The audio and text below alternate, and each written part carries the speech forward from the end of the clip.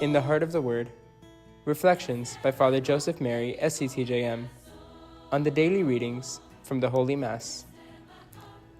Friday of the 29th week of Ordinary Time. God bless you, dear family. Today in the Heart of the Word, we continue our Triduum for the memorial of St. John Paul II. In the Gospel, Luke chapter 12, Jesus speaks to us of the signs of the times.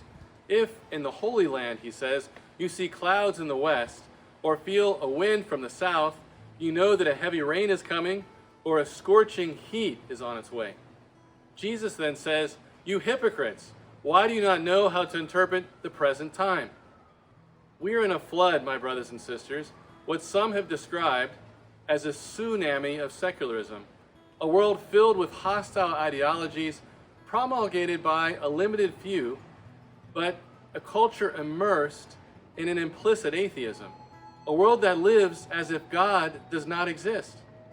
We have the scorching wind of what St. John Paul II called prophetically the culture of death, where the solution for the child conceived with a physical or mental disability, or the elderly who are no longer productive, is death. Euthanasia, which in Greek means a good death, ironically.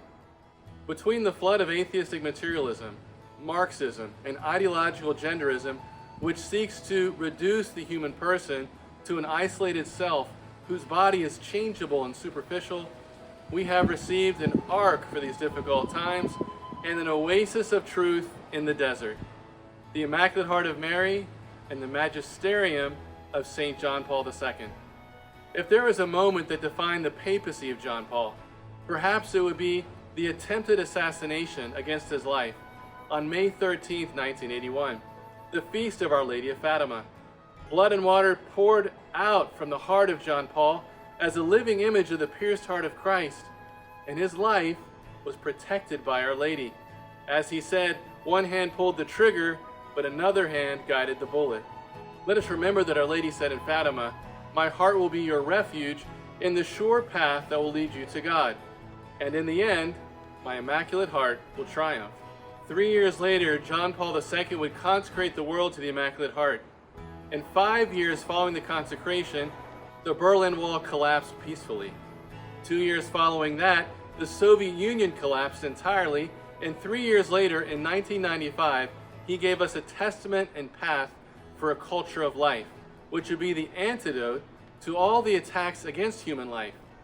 My brothers and sisters, if you have not done so, I beg you with all my heart to read prayerfully and deliberately Evangelium Vitae, the Gospel of Life, the great encyclical that John Paul has given the Church so that we might be a people of life and for life to build a new culture. This document is the most extensive teaching in the history of the Magisterium on the causes of the ideologies of our own day and of the power of the love of Christ and Our Lady to heal us and to inspire a new culture worthy of the human person, a culture that is a triumph of the merciful love of Christ. As John Paul II preached in Washington, D.C., October 7, 1979, in his first apostolic visit to the United States, the feast of Our Lady of the Rosary, nothing surpasses the greatness or dignity of a human person. Human life is not just an idea or an abstraction. Human life is the concrete reality of a being that lives, that acts, that grows and develops. Human life is the concrete reality of a being that is capable of love and of service to humanity. John Paul continues, human life is a precious gift because it is the gift of God whose love is infinite, and when God gives life, he gives it forever. Hallelujah, my brothers and sisters.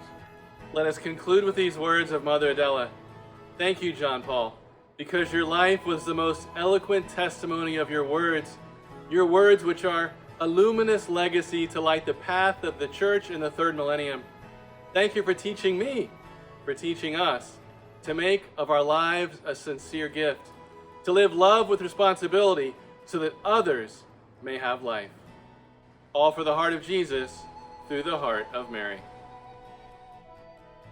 Tu nuevo balcón, mi corazón. Juan Pablo, siempre te recuerdo, aquí estoy, siempre atenta a tu voz.